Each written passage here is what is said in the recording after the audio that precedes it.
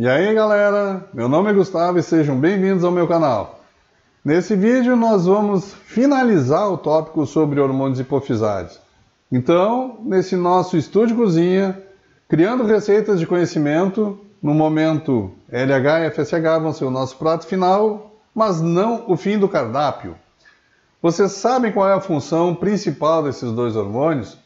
Espero que vocês aproveitem bastante conteúdo, tem muita informação boa aqui. Esse é mais um vídeo do canal Projeto Análises Clínicas e é importante que vocês se inscrevam no canal. Deixem um like, ativem o sininho para mais notificações e façam seus comentários.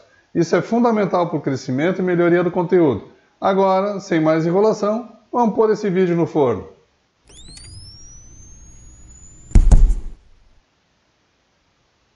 Então, jovens sedentos por conhecimentos, estamos finalizando os hormônios liberados pela adenohipófise.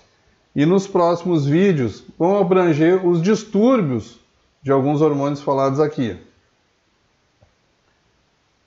O LH e o FSH. Vamos falar um pouquinho da biossíntese desses hormônios. O hormônio luteinizante e o hormônio folículo estimulante são gonadotropinas glicoproteicas compostas de subunidades alfa e beta e secretadas pela mesma célula. A subunidade beta é específica e confere a esses hormônios a sua atividade biológica, assim como ocorre também no TSH e no HCG. O LH e o FSH, eles ligam-se a receptores no ovário e nos testículos e regulam a função gonadal, promovendo a produção de esteroides sexuais e também a gametogênese. Nos homens, o LH estimula a produção de testosterona a partir de células intersticiais dos testículos, as células de Leydig. Entretanto, a maturação dos espermatozoides requer tanto o LH quanto o FSH. O FSH vai estimular o crescimento testicular e promover a produção de uma proteína de ligação do androgênio pelas células de Sertoli, um componente do túbulo testicular necessário para manter o espermatócito em maturação. Essa proteína de ligação do androgênio causa altas concentrações locais de testosterona próximo do espermatozoide, que é um fator essencial no desenvolvimento da espermatogênese normal. Nas mulheres, o LH estimula a produção de estrogênio e progesterona no ovário. Um pico de LH no meio do ciclo menstrual é responsável pela ovulação e secreção contínua do LH. Subsequentemente, ele vai estimular o corpo lúteo a produzir progesterona, pelo estímulo da conversão de colesterol em pregnenolona. O desenvolvimento do folículo ovariano vai se encontrar sob controle predominantemente do FSH. E a secreção do estrogênio pelo folículo vai depender tanto da ação do FSH quanto da ação do LH.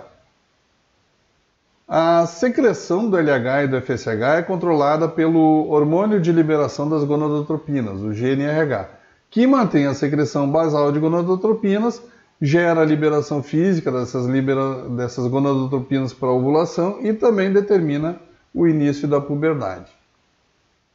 A secreção episódica. Em ambos os sexos, a secreção de LH e FSH é episódica, com picos secretores que ocorrem a cada hora e são mediadas por um fator de liberação e concordante com o GNRH. A amplitude desses picos secretores é bem maior nos pacientes que têm hipogonadismo primário. A natureza pulsátil da liberação de GNRH é fundamental para manter a secreção das gonadotropinas. Uma infusão contínua prolongada de GNRH em mulheres provoca um aumento inicial do LH e do FSH, seguido pela supressão prolongada de secreção de gonadotropina. Esse fenômeno pode ser explicado pela regulação decrescente dos receptores de GNRH nos gonadotrófos hipofisários. Consequentemente, análogos sintéticos da secreção prolongada do GNRH podem ser usados clinicamente para suprimir o LH e o FSH em condições como puberdade precoce. O feedback positivo e negativo. Os esteroides sexuais circulantes afetam a secreção pulsátil do GNRH e, portanto, a secreção do LH e do FSH por mecanismos de feedback positivos e negativos, os inibitórios. Então, durante o ciclo menstrual, os estrogênios propiciam uma influência positiva sobre os efeitos do GNRH sobre a secreção do LH e do FSH. E o aumento do estrogênio durante a fase folicular é o estímulo para o pico ovulatório do LH e do FSH.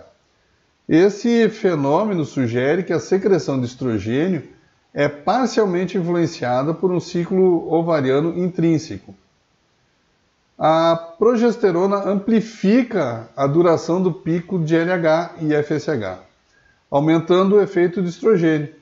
Então, após esse pico do meio do ciclo, o óvulo desenvolvido vai deixar o ovário. A ovulação ocorre aproximadamente de 10 a 12 horas com o pico de LH e 24 a 36 horas após o pico do estradiol. As células foliculares remanescentes no ovário são convertidas, sobre a influência do LH, em uma estrutura secretora de progesterona, que é denominada de corpo lúteo.